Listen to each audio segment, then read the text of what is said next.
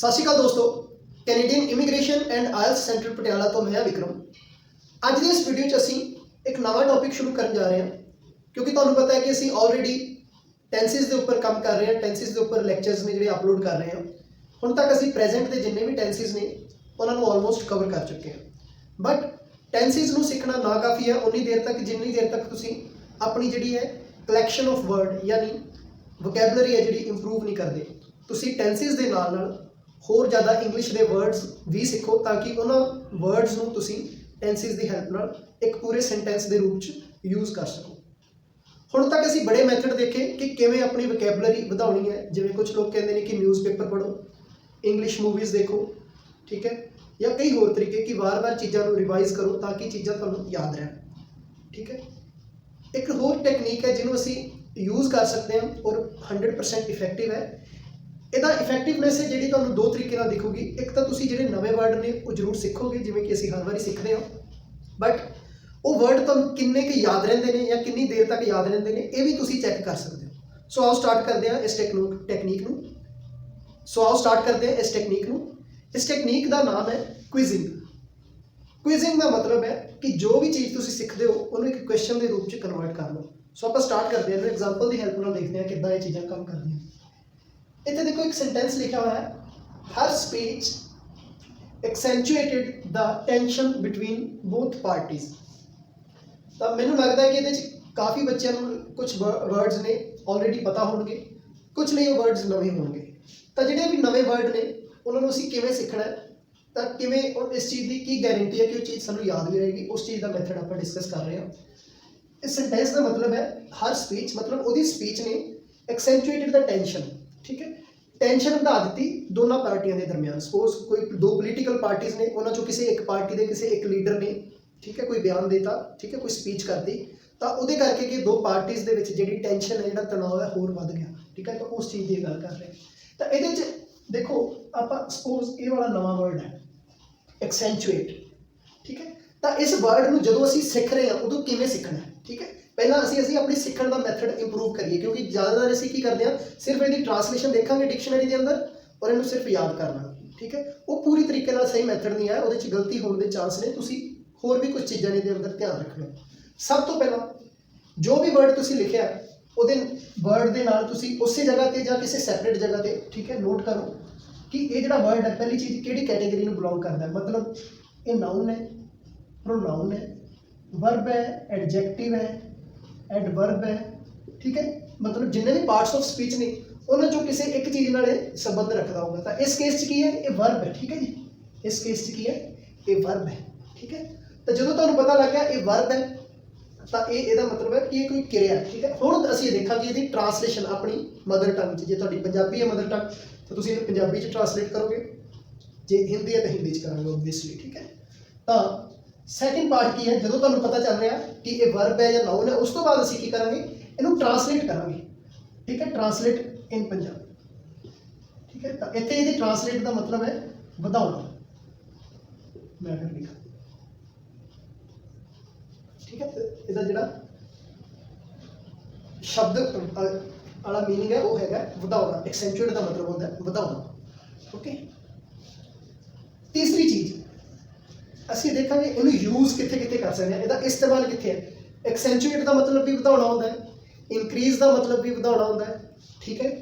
Magnify ਦਾ ਮਤਲਬ ਵੀ ਵਧਾਉਣਾ ਹੁੰਦਾ ਹੈ। ਤਾਂ ਜਿੰਨੇ ਵਰਡ ਮੈਂ ਬੋਲੇ ਨੇ ਐਕਸੈਂਚੁਏਟ, ਇਨਕਰੀਜ਼, ਮੈਗਨੀਫਾਈ, ਹਾਲਾਂਕਿ ਇਹਨਾਂ ਦਾ ਪੰਜਾਬੀ 'ਚ ਮਤਲਬ ਸਾਰਿਆਂ ਦਾ ਵਧਾਉਣਾ ਹੀ ਹੈ, ਬਟ ਸਾਰਿਆਂ ਨੂੰ ਅਸੀਂ ਅਲੱਗ-ਅਲੱਗ ਜਗ੍ਹਾ 'ਤੇ ਯੂਜ਼ ਕਰਦੇ ਹਾਂ। ਸੋ ਜਦੋਂ ਵੀ ਤੁਸੀਂ ਨਵਾਂ ਵਰਡ ਸਿੱਖਣਾ ਹੈ ਨਾ ਤਾਂ ਉਹਦਾ ਯੂਜ਼ ਜ਼ਰੂਰ ਦੇਖਣਾ ਕਿ ਉਹਨੂੰ ਕਿੱਥੇ ਕਿੱਥੇ ਯੂਜ਼ ਕਰਦੇ ਹਾਂ।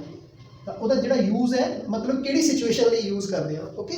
ਤਾਂ ਇਸ ਚੀਜ਼ ਨੂੰ ਤੁਸੀਂ ਧਿਆਨ 'ਚ ਜ਼ਰੂਰ ਰੱਖਣਾ। ਚੌਥੀ ਚੀਜ਼ ਹੈ ਜੀ ਇਹਦੇ 'ਚ ਕੋਲੋਕੇਸ਼ਨ।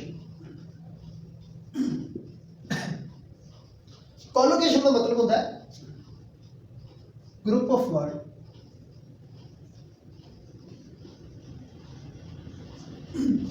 ਇਹਦਾ ਮਤਲਬ ਕੀ ਹੈ, ਚੌਥੇ ਪੁਆਇੰਟ ਦੀ ਗੱਲ ਕਰ ਰਿਹਾ ਮੈਂ, ਕੋਲੋਕੇਸ਼ਨ।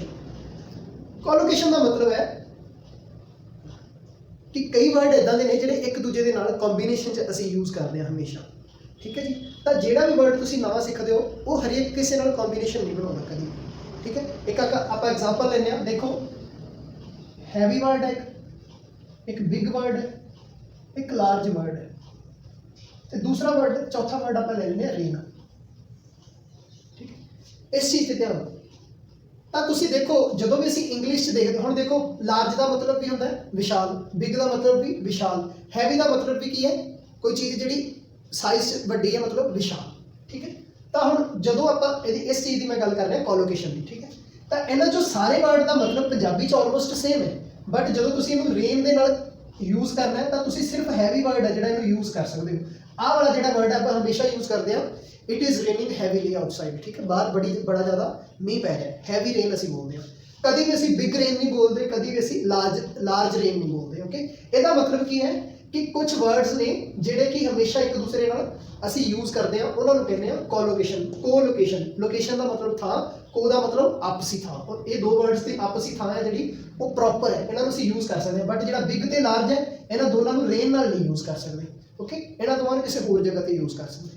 ठीक है, तो ये सी तुहाडा कोलोकेशन का कंसैप्ट। ठीक है, हुण नवा वर्ड जो असीं याद करना है तो हुण देखो ये टेक्नीक नाल असीं समझना है कि वर्ड का मतलब की है।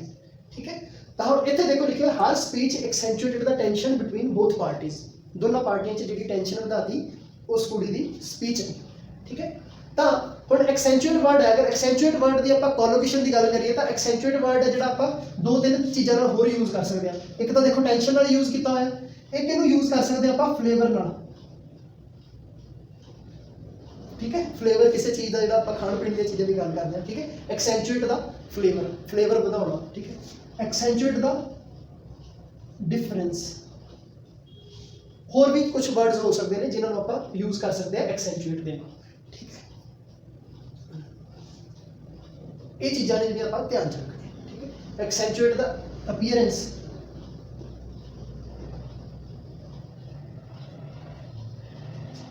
ओके, जिहड़ा एक्सेंचुएट वर्ड है मोस्टली असीं इन्हां वर्ड्स नाल ही यूज़ करते हैं। तो मेरे कहने का मतलब है जदों भी कोई तुसीं नवां वर्ड देखना है उस वर्ड की पहला कैटेगरी देखो कि वो नाउन, प्रोनाउन, वर्ब, एडवर्ब की है, फिर उन्होंने ट्रांसलेट करो। ठीक है, ट्रांसलेट करने जिवें इत्थे तां अपना इको वर्ड नाल काम चल गया वधाउणा लिखिਆ मैं, बट कई बार की हो सकता है सानू पंजाबी का एक पूरा सेंटेंस भी लिखना पै सकता ताकि सानू चीज़ पूरी तरह समझ आए, तो उन्होंने उदा लिखो। ठीक है, यूज़ मतलब किहड़ी कंडीशन च यूज़ कर सकते, जिवें एक्सेंचुएट वर्ड की गल करा तो इन्हू उत्थे यूज़ कर सकते जो तुसीं कहना होवे भी मान लो फ्लेवर एक्सेंचुएट वर्ड है, फ्लेवर लिए यूज़ करना है। तो मान लो मैं पंजाबी च कह रहा कि चाह च अदरक पाउण नाल उहदा जिहड़ा टेस्ट है या फ्लेवर है वध जांदा है या वधाया जा सकता है। ओके, तो मैं इहदे लई की कह सकदा, flavour of tea can be accentuated by adding ginger in it specially in the winters. Okay, खास करके सर्दियों। ओके, तो इस तरीके नाल असीं वर्ड्स जिहड़े यूज़ कर सकते हैं। ये यूज़ की गल होगी। कोलोकेशन मतलब ग्रुप ऑफ वर्ड, जिवें आपां ये एग्जाम्पल। ठीक है, नैक्सट एग्जाम्पल भी देखो आप समझते हैं। Students interest is now abetting in offline classes. मतलब कहना कि विद्यार्थियों का जिहड़ा इंटरस्ट है वो ऑफलाइन क्लासेस मतलब स्कूल च जाके कॉलेज च जाके क्लासां लाउण नूं च हुण घट रहा है। ठीक है, अबेट का मतलब होंदा है घटना। ठीक है, तो हुण फिर देखो इस वर्ड नूं नवां वर्ड है मान लो आपां ने, तो इहनूं आपां किवें याद रखांगे। सब तो पहला देखांगे इहदी कैटेगरी। कैटेगरी की है, इत्थे की है कैटेगरी इज अबेटिंग मतलब ये वर्ब है। ठीक है, तो सब तो पहला मैं कैटेगरी नोट की थी वर्ब की, वर्ब। दूसरा मैं नोट किया कि अबेट का पंजाबी च मतलब की है घटना। ठीक है, घटना मैं इत्थे लिख रहा क्योंकि मैनू पता है तो जिहड़े बच्चे नूं नहीं पता घटना तो इनू किसी होर तरीके नाल भी लिख सकते हैं। ठीक है, किसी की इंटेंसिटी घटना मतलब कोई चीज़ बड़ी ज़्यादा इंटेंस है, इंटेंस का मतलब होता है स्ट्रोंग, तो वो जी स्ट्रेंथ है ये घट रही है मान लो, इस तरीके आप कह सकते हैं। तो अबेट का मतलब मैं इतने घटना लिखा, तुम घटना की जगह पर जो भी तुम्हें वर्ड है जो इस घटना वर्ड को प्रॉपरली होर डिफाइन करे वो भी यूज़ कर सकते हो। तीसरा देखो मैं इतने लिखांगा अबेट का मतलब घटना है ना, तो अबेट वर्ड है जो कितने कितने यूज़ हो सकता है। अबेट का मतलब एक तो असीं देखिया देखो इंटरस्ट नाल यूज़ हो सकता है। ठीक है, कि इन वर्ड को आप इंटरस्ट नाल यूज़ कर सकते। दूसरा की है तुसीं कह लो कोई स्टॉर्म तूफान है। ठीक है, या किसी का एटीट्यूड है। ठीक है, इन्हां वर्ड्स नाल भी आपां storm abetted in the night भी रात को तूफान जिहड़ा घट गया या थम गया, ठीक है। एटीट्यूड मतलब हर एटीट्यूड या हर belligerent एटीट्यूड टुवर्ड्स हर सिबलिंग्स अबेटेड स्लोली। ਇਹਦੇ ਕਹਿਣ ਦਾ मतलब है कि ਕਿਸੇ ਦਾ ਲੜਾਕਾ ਸੁਭਾਅ ਹੈ ਜਿਹੜਾ ਹੌਲੀ ਹੌਲੀ ਘਟ ਗਿਆ ਆਪਣੇ ਭੈਣ ਭਰਾਵਾਂ ਦੇ ਪ੍ਰਤੀ, ਠੀਕ ਹੈ। ਹਰ belligerent ਐਟੀਟਿਊਡ ਅਬੇਟਡ ਸਲੋਲੀ ਟੁਵਰਡਸ ਹਰ ਸਿਬਲਿੰਗਸ, ਠੀਕ ਹੈ। ਤਾਂ ਇਸ ਤਰੀਕੇ ਨਾਲ ਆਪਾਂ ਜਦੋਂ ਨਵੇਂ ਵਰਡ ਸਮਝਣੇ ਨੇ ਇਸ ਤਰੀਕੇ ਨਾਲ ਸਮਝਣੇ ਨੇ। ਤਾਂ ਹੁਣ ਗੱਲ ਹੈ ਦੂਸਰਾ ਪਾਰਟ, ਇਸ ਵਰਡ ਨੂੰ ਯਾਦ ਰੱਖਣ ਦੀ ਕਿਵੇਂ ਅਸੀਂ ਟੈਕਨੀਕ ਕਰਾਂਗੇ, ਠੀਕ ਹੈ। ਜਦੋਂ ਤੁਸੀਂ ਪਹਿਲੀ ਵਾਰ ਵਰਡ ਪੜ੍ਹਨੇ ਨੇ, ਠੀਕ ਹੈ, ਸਮਝਣੇ ਨੇ, ਤਾਂ ਆਹ ਤਰੀਕੇ ਨਾਲ ਤੁਸੀਂ ਸਮਝ ਲਏ, ਠੀਕ ਹੈ। ਤਾਂ ਜਦੋਂ ਤੁਸੀਂ ਇਹਨੂੰ ਨੋਟ ਕਰਕੇ ਰੱਖਣਾ ਨਾ, ਤਾਂ ਪਤਾ ਕੀ ਕਰਨਾ ਹੈ, ਸਿਰਫ ਇਹ ਹਿੰਟ ਲਿਖੇ ਰਹਿਣ ਦੇਣੇ ਨੇ। ਐਕਸੈਂਚੁਏਟ ਵਰਡ ਹੈ ਜਿਵੇਂ ਇੱਥੋਂ ਹਟਾ ਦਿਓ, ਠੀਕ ਹੈ। ਅਬੇਟ ਵਰਡ ਹੈ ਇੱਥੋਂ ਹਟਾ ਦਿਓ। ਤਾਂ ਨੈਕਸਟ ਟਾਈਮ ਸਪੋਜ਼ ਜਦੋਂ ਵੀ ਤੁਸੀਂ ਪੜ੍ਹੋਗੇ 1 ਦਿਨ ਬਾਅਦ 2 ਦਿਨ ਬਾਅਦ, ਤਾਂ ਇਹ ਵਾਲੇ ਸਾਰੇ ਹਿੰਟ ਨੇ ਇਹ ਕੀ ਕਰਨਗੇ, ਤੁਹਾਨੂੰ ਇੱਕ ਆਈਡੀਆ ਦੇਣਗੇ ਵੀ ਇੱਥੇ ਕਿਹੜਾ ਵਰਡ ਸੀ ਜਿਹੜਾ ਮੈਂ ਯੂਜ਼ ਕੀਤਾ ਸੀ, ਓਕੇ। ਤਾਂ ਸਪੋਜ਼ ਜੇ ਤੁਹਾਨੂੰ ਉਹ ਯਾਦ ਹੈ ਸਕਸੈਸਫੁਲੀ ਵਰਡ ਤੁਸੀਂ ਰੀਕਾਲ ਕਰ ਸਕਦੇ ਹੋ, ਤਾਂ ਤੁਸੀਂ ਉੱਥੇ ਲਿਖੋਗੇ ਵਰਡ, ਤਾਂ ਉਹਦੇ ਨਾਲ ਕੀ ਹੋਊਗਾ, ਤੁਹਾਨੂੰ ਪਤਾ ਚੱਲ ਜਾਊਗਾ ਕਿ ਹਾਂ ਇਹ ਵਰਡ ਹੈ ਜਿਹੜਾ ਮੈਨੂੰ ਯਾਦ ਹੋ ਗਿਆ, ਇਹ ਵਰਡ ਹੈ ਮੈਨੂੰ ਸਮਝ ਆ ਗਿਆ, ਠੀਕ ਹੈ। ਤਾਂ ਇਹਨੂੰ ਤੁਸੀਂ ਇਸ ਚੀਜ਼ ਨੂੰ 1 ਦਿਨ ਬਾਅਦ, 4 ਦਿਨ ਬਾਅਦ, ਹਫਤੇ ਬਾਅਦ, 10 ਦਿਨ ਬਾਅਦ ਰਿਵਾਈਜ਼ ਕਰਨਾ ਹੈ, ਠੀਕ ਹੈ। ਰੋਜ਼ ਨਹੀਂ ਰਿਵਾਈਜ਼ ਕਰਨਾ। ਰੋਜ਼ ਰਿਵਾਈਜ਼ ਕਰਨ ਨਾਲ ਤੁਸੀਂ ਆਪਣੀ ਜਿਹੜੀ ਐਨਾਲਾਈਜ਼ ਨਹੀਂ ਕਰ ਸਕਦੇ, ਚੈੱਕ ਨਹੀਂ ਕਰ ਸਕਦੇ ਆਪਣੇ, ਠੀਕ ਹੈ। ਤਾਂ ਥੋੜ੍ਹੇ ਥੋੜ੍ਹੇ ਦਿਨ ਛੱਡ ਕੇ ਇਹਨੂੰ ਰਿਵਾਈਜ਼ ਕਰਨਾ ਹੈ। ਤਾਂ ਇਹ ਟੈਕਨੀਕ ਦਾ ਨਾਮ ਹੈ। ਪਹਿਲੀ ਟੈਕਨੀਕ ਕੀ ਹੈ, ਜਦੋਂ ਤੁਸੀਂ ਵਰਡ ਨੂੰ ਰਿਮੂਵ ਕਰਦੇ ਨੇ ਉਹਨੂੰ ਕਹਿੰਦੇ ਨੇ ਕੁਇਜ਼ਿੰਗ, ਕਿ ਆਪਣੀ ਜਿਹੜੀ ਇਨਫੋਰਮੇਸ਼ਨ ਹੈ ਅਸੀਂ ਉਹਨੂੰ ਕੁਐਸਚਨ 'ਚ ਕਨਵਰਟ ਕਰਨਾ, ਠੀਕ ਹੈ। ਦੂਸਰੀ ਟੈਕਨੀਕ ਹੈ ਸਕਿਪਿੰਗ। ਸਕਿਪਿੰਗ ਦਾ ਮਤਲਬ ਹੈ ਤੁਸੀਂ ਪਹਿਲੇ ਦਿਨ ਚੀਜ਼ ਪੜ੍ਹੀ ਚੰਗੀ ਤਰ੍ਹਾਂ, ਉਸ ਤੋਂ ਬਾਅਦ ਦੂਜੇ ਦਿਨ ਫਿਰ ਦੇਖਿਆ ਉਹਨੂੰ ਕਿ ਹਾਂ ਮੈਨੂੰ ਵਰਡ ਯਾਦ ਹੈ, ਜਦੋਂ ਉਹਨੂੰ ਕੁਇਜ਼ 'ਚ ਕਨਵਰਟ ਕਰਨਾ, ਫਿਰ ਉਹਨੂੰ ਚੌਥੇ ਦਿਨ ਦੇਖੋ, 7ਵੇਂ ਦਿਨ ਦੇਖੋ, 10ਵੇਂ ਦਿਨ ਦੇਖੋ, ਠੀਕ ਹੈ। ਇੱਦਾਂ ਕਰਕੇ ਗੈਪ ਹੈ ਜਿਹੜਾ ਵਧਾਓ ਥੋੜ੍ਹਾ ਥੋੜ੍ਹਾ, ਤਾਂ ਕਿ ਤੁਹਾਨੂੰ ਇਹ ਵੀ ਪਤਾ ਚੱਲਦਾ ਰਹੇ ਕਿ ਅਗਰ ਮੈਂ ਉਹੀ ਸੇਮ ਵਰਡ ਛੇਤੀ ਛੇਤੀ ਨਹੀਂ ਰਿਵਾਈਜ਼ ਕਰਦਾ ਤਾਂ ਉਹ ਮੈਨੂੰ ਯਾਦ ਰਹਿੰਦਾ। ਤਾਂ ਇਹ ਜਿਹੜੀ ਟੈਕਨੀਕ ਹੈ ਇਹਦੇ ਨਾਲ ਤੁਸੀਂ ਨਵੇਂ ਵਰਡ ਸਿੱਖ ਵੀ ਸਕਦੇ ਹੋ, ਅਤੇ ਉਹ ਉਹਦੇ ਲਈ ਆਪਣੇ ਆਪ ਨੂੰ ਚੈੱਕ ਵੀ ਕਰ ਸਕਦੇ ਹੋ ਕਿ ਉਹ ਵਰਡ ਤੁਹਾਨੂੰ ਯਾਦ ਰਹਿ ਰਹੇ ਨੇ ਜਾਂ ਨਹੀਂ। ਮੈਂ ਉਮੀਦ ਕਰਦਾ ਕਿ ਇਹ ਵਾਲੀ ਟੈਕਨੀਕ ਹੈ ਤੁਹਾਨੂੰ ਬਹੁਤ ਡਿਫਰੈਂਟ ਲੱਗੂਗੀ ਬਾਕੀ ਸਾਰੀਆਂ ਟੈਕਨੀਕਸ ਨਾਲੋਂ। ਔਰ ਇਹਦਾ ਫਾਇਦਾ ਕੀ ਹੈ, ਉਹ ਤੁਸੀਂ ਜਦੋਂ ਪ੍ਰੈਕਟਿਸ ਕਰੋਗੇ ਤੁਹਾਨੂੰ ਪਤਾ ਚੱਲੂਗਾ ਕਿ ਤੁਹਾਡੀ ਐਕਚੁਅਲ 'ਚ ਜਿਹੜੀ ਵੋਕੈਬਲਰੀ ਹੈ, ਵਰਡ ਦੀ ਕਲੈਕਸ਼ਨ ਹੈ, ਉਹ ਇਨਕਰੀਜ਼ ਹੋ ਰਹੀ ਹੈ ਅਤੇ ਤੁਸੀਂ ਵਰਡਸ ਯਾਦ ਵੀ ਰੱਖ ਪਾ ਰਹੇ ਹੋ। ਜਦੋਂ ਤੁਸੀਂ ਵਰਡ ਯਾਦ ਰੱਖ ਪਾਓਗੇ ਉਦੋਂ ਹੀ ਤੁਸੀਂ ਉਹਨਾਂ ਨੂੰ ਕਨਵਰਟ ਕਰ ਪਾਓਗੇ ਟੈਂਸਿਸ ਦੀ ਹੈਲਪ ਨਾਲ, ਪੂਰੇ ਦੇ ਪੂਰੇ ਸੈਂਟੈਂਸ ਦੇ ਅੰਦਰ। ਪਲੀਜ਼ ਵੀਡੀਓ ਨੂੰ ਸ਼ੇਅਰ ਕਰੋ, ਚੈਨਲ ਜ਼ਰੂਰ ਸਬਸਕ੍ਰਾਈਬ ਕਰੋ, ਔਰ ਕਮੈਂਟ ਕਰਕੇ ਜ਼ਰੂਰ ਦੱਸੋ ਕਿ ਨਵੀਂ ਲਰਨਿੰਗ ਅਪਰੋਚ ਆਫ ਵੋਕੈਬਲਰੀ ਤੁਹਾਨੂੰ ਕਿੱਦਾਂ ਦੀ ਲੱਗੀ। Thank you for watching this video.